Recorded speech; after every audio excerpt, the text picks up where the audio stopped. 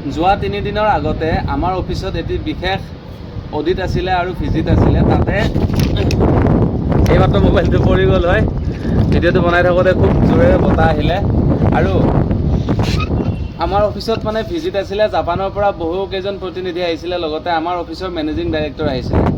এতিয়া কথা হ'ল, সেই মেনেজিং ডাইৰেক্টৰৰ আগত ভাষণ ৰাখিবৰ বাবে বিশেষভাৱে মোক চিলেকশ্যন কৰা হৈছিলে আৰু মই ইংৰাজীত 5 মিনিট সময় ভাষণ ৰাখিছিলোঁ। এতিয়া কথা হ'ল, বহুতো মানুহে বহুতো সময়ত কোৱা শুনো যে ইংৰাজী মাধ্যমত নপঢ়িলে ল'ৰা ছোৱালী স্মাৰ্ট নহয়, ইংৰাজী মাধ্যমত নপঢ়িলে ইংলিছ নাজানে, অসমীয়া মাধ্যমত পঢ়া ল'ৰা ছোৱালী মানে পাকৈত নহয় পঢ়াত বা ইংৰাজী কোৱাত পাকৈত নহয়। এই কথাষাৰি বাৰু কিমান সত্যতা আছে আপোনালোকে এবাৰ কমেণ্টত জনাওকচোন। তুমি ইয়াৰ বিষয়ে কি ক'ব খোজা, কোৱাচোন। মই মানে এই ভিডিঅ'টো বনোৱাৰ উদ্দেশ্য এইটো নহয় যে আপোনাৰ ল'ৰা ছোৱালী ইংলিছ মিডিয়ামত নিদিব বা নপঢ়াব।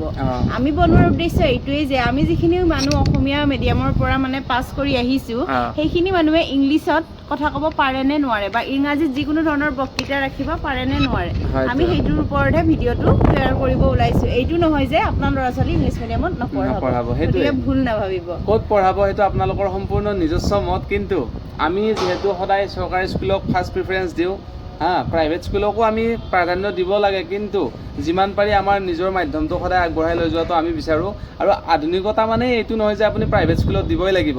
যদি আপোনালোকৰ অঞ্চলৰ অভিভাৱকবোৰ ভাল হয়, অঞ্চলৰ স্কুলখনৰ শিক্ষকবোৰ ভাল হয়, কোনো স্কুল বেয়া নহয়, কিন্তু তাত কাম কৰা কৰ্মচাৰীসকলে যদি নিজৰ কৰ্মবোৰ ভালদৰে সম্পাদন নকৰে, তেনেহ'লে বেয়া স্কুলৰ নাম ল'বলৈ তেওঁলোকে মানে বাধ্য হয়। আৰু কোনো এজন ল'ৰা ছোৱালীৰ অভিভাৱকে নিবিচাৰে যে মোৰ ল'ৰা ছোৱালীজন বেয়া হওক, হয়নে? সেইটো আশা কৰিয়ে তেওঁলোকে এখন প্ৰাইভেট স্কুলত দিয়ে, যাতে সময়মতে ক্লাছবোৰ হওক, সময়মতে হোমৱৰ্ক হওক, সময়মতে চাফ চিকুণকৈ ল'ৰা ছোৱালী স্কুললৈ যাওক, হয়নে? এতিয়া আমিও সেই সময়ত LP স্কুলত, ME স্কুলত, হাই স্কুলত, চৰকাৰী স্কুলতে পঢ়িলোঁ গোটেইখিনি সময়। আৰু আমাক সেই সময়তে ছাৰসকলে যিবোৰ ইংলিছ শিকাইছিল, যিবোৰ গ্ৰামাৰ শিকাইছিল, সেই গোটেইখিনিকে এতিয়াও আমি লগত লৈ সাঁচি ৰাখি আৰু আমি বহুতো চৰ্চা কৰি এতিয়া আহি এইখিনি সময়ত উপনীত হৈছোঁ। আৰু বহুত ভাল লাগে যেতিয়া বিদেশৰ মানুহৰ আগত আমি খুব ধুনীয়াকৈ ভাষণ এটি ৰাখিব পাৰোঁ আৰু নিজকে মানে প্ৰাউড ফিল হয় যে নিজকে নিজে আমি ডেভেলপ কৰিছোঁ, নিজৰ স্কিল বঢ়াইছোঁ, যাৰ বাবে নেকি গোটেইকেইজন মানে মোটামুটি 5,000 মেম্বাৰৰ মাজত চিলেকশ্যন হৈছে বা আমাক মানে সেইখিনি অপৰচুনিটি দিছে। বহুত ভাল লাগে, বহুত নিজকে প্ৰাউড ফিল হয়। সেইবাবে ভিডিঅ'টি বনালোঁ, আপোনালোককো জনাওঁ বুলি ভাবিলোঁ। তোমাৰ কেনেকুৱা লাগিছে জনোৱাচোন।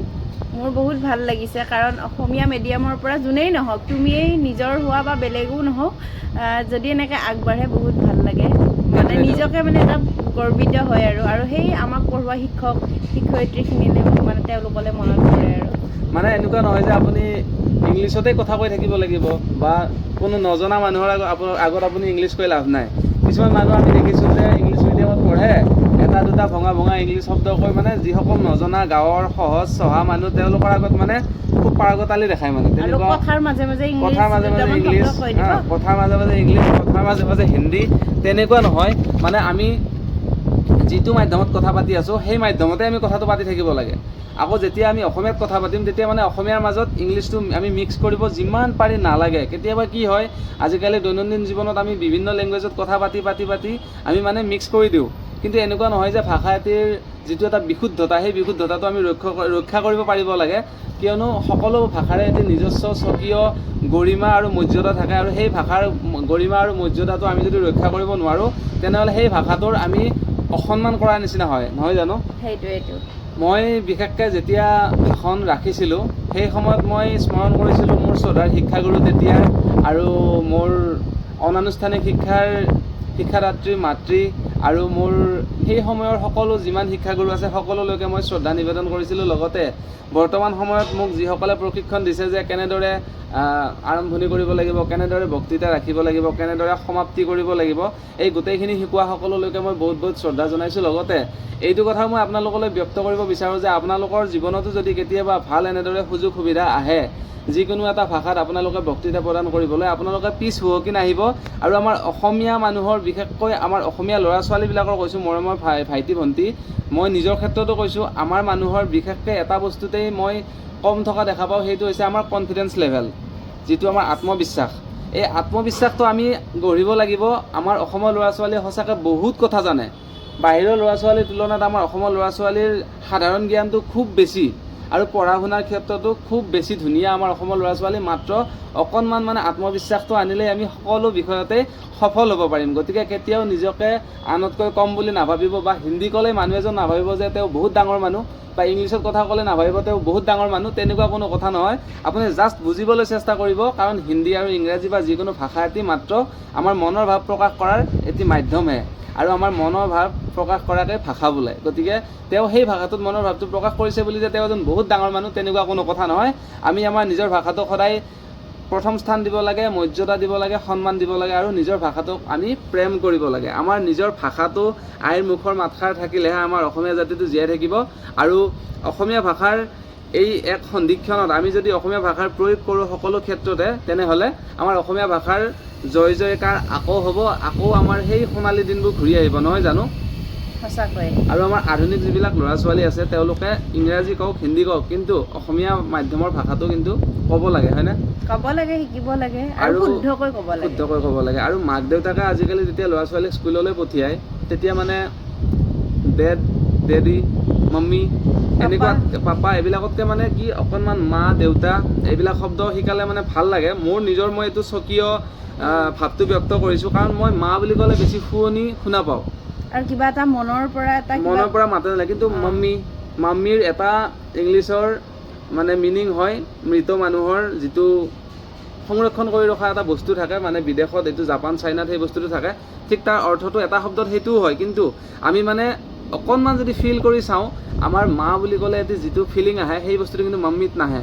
আৰু যিসকলে কয় মানে আধুনিকতাটো বেলেগৰ লগত মেইনটেইন কৰিবলৈ বা মানুহৰ লগত মিলাই চলিবলৈ, ওচৰ চুবুৰীয়াৰ লগত সমানে সমানে তাল মিলাবলৈ এইবিলাক কথা কোৱা হয়। কিন্তু আপোনালোকে নিজে ভাবি চাবচোন, গোঁসাই ঘৰত চাকি বন্তি দি অহাৰ পিছত যেতিয়া আপোনাক মা বুলি মাতিব, আপোনাৰ কিমান ভাল লাগিব। আৰু ডেডি বুলি মাতাতকৈ আপোনাক দেউতা বুলি মাতিলে সেই দেউতা শব্দটোৰ এটা স্বকীয় বৈশিষ্ট্য আছে, আৰু দেউতা বুলি মাতিলে যিটো এটা খুব শুৱনি শুনা যায় আমাৰ অসমীয়াত, সেই বস্তুটো কিন্তু মই বেলেগ ভাষাত শুনি নাপাওঁ। আপোনালোকে কি কয় নাজানো, মোৰ এইটো পূৰা স্বকীয় মই ভাৱধাৰা প্ৰকাশ কৰিছোঁ। ইয়াত কোনো ধৰণৰ আপোনালোকে বেয়া নাভাবিব বা দ্বিমত নকৰিব। আপোনালোকে হয়তো সেইটো মাধ্যমত ভাল পাব পাৰে, কিন্তু মই এজন অসমীয়া হিচাপে মই অসমীয়া কৈ সদায় গৰ্বিত, আৰু নিজৰ মাক মা আৰু নিজৰ দেউতাক দেউতা বুলি মাতিয়ে মই গৰ্বিত। আৰু এসময়ত পিতাই বুলিও মাতিছিলোঁ, পিতাই বুলিও বহুতে মাতে, এতিয়াও মাতে, সেইবিলাকতো আৰু আপোন শব্দ। গতিকে সিমান আমি অতীতলৈ ঘূৰি নাযাওঁ, হ'লেও যিখিনি আমাৰ আছে সেইখিনিকে লৈ আমি সুখী হৈ থাকিব লাগিব। আৰু আমাৰ নিজৰ আই মুখৰ মাতষাৰ যিহেতু আছে, বহুতো ৰাজ্যৰ আপোনালোকে জানিব, বহুতো ৰাজ্যৰ লিখিত ভাষাই নাই। এতিয়া উদাহৰণস্বৰূপে হাৰিয়ানাৰ গীতবোৰ আমাৰ অসমত আজিকালি বহুত বাজে। হাৰিয়ানাৰ গীতবোৰ বিয়া বা যিকোনো পাৰ্টিবিলাকত অসমত বহুত বজায়। সেই গীতবোৰৰ কিন্তু আপোনালোকে জানি আচৰিত হ'ব, কোনো ধৰণৰ লিখিত মাধ্যমৰ ভাষা নাই। হাৰিয়ানাত কোনো লিখিত মাধ্যমৰ ভাষা নাই, কিন্তু তেওঁলোকে যিটো তেওঁলোকৰ কথিত হাৰিয়ানবী ভাষা, এই ভাষাটো কিন্তু আপোনালোকে হাৰিয়ানাখনত ঘূৰিলে গম পাব, তেওঁলোকে ইংলিছ হিন্দীত কেতিয়াও কথা নকয়, তেওঁলোকে হাৰিয়ানবীতেই কথা কয়। হাৰিয়ানাৰ ভাষাটোকে তেওঁলোকে বহুত আপোন বুলি ভাবে, যিহেতু তেওঁলোকৰ লিখিত ভাষা নাই। এনেদৰে কথিতকৈ কৈ তেওঁলোকে ভাষাটো চহকী কৰি ৰাখিছে। ইয়াতে তেওঁলোকৰ মানে কালচাৰেল দিশত চাব গ'লে ৰাগিনী আছে, জাগৰণ আছে, এইবিলাকত তেওঁলোকে হাৰিয়ানাৰ ভাষাৰে সকলোবোৰ সম্পন্ন কৰে। যদিও তেওঁলোকৰ লিখিত ভাষা নাই, তেওঁলোকে যিখিনি আছে সেইখিনিকে নিজৰ বুলি ভাবি লৈ মানে আগবাঢ়ি গৈ আছে, আৰু ভাষাৰ যিটো এটি ভঁৰাল, সেই ভঁৰালটি চহকী কৰিবলৈ বিচাৰিছে, আৰু লাহে লাহে চাগে তেওঁলোকে লিখিত ভাষালৈ ৰূপান্তৰিত কৰিব, হয়নে? যিদৰে মণিপুৰৰ আগতে লিখিত কোনো ধৰণৰ ভাষা নাছিলে, তেওঁলোকে বেংগলী লেংগুৱেজটো ইউজ কৰিছিলে। আজি কেইবছৰমান আগৰ পৰা তেওঁলোকে এতিয়া তেওঁলোকৰ নিজৰ মাধ্যমত লিখিবলৈ আৰম্ভ কৰিলে, যাৰ ফলত নেকি মণিপুৰীটো এতিয়া তেওঁলোকৰ এক লিখিত মাধ্যমৰ ভাষালৈ ৰূপান্তৰিত হ'ল। আমাৰ অসমীয়া ভাষাটো কেনেকুৱা হোৱাটো তুমি বিচাৰা? অসমীয়া ভাষাটোৰ উন্নতি হওক, আৰু অসমীয়া ভাষাটো যুগ যুগ জীয়াই থাকক। ভিডিঅ'টো শেষলৈকে চাই থকাৰ বাবে বহুত বহুত ধন্যবাদ। সকলোৱে লাইক, কমেণ্ট, শ্বেয়াৰ কৰি দিব।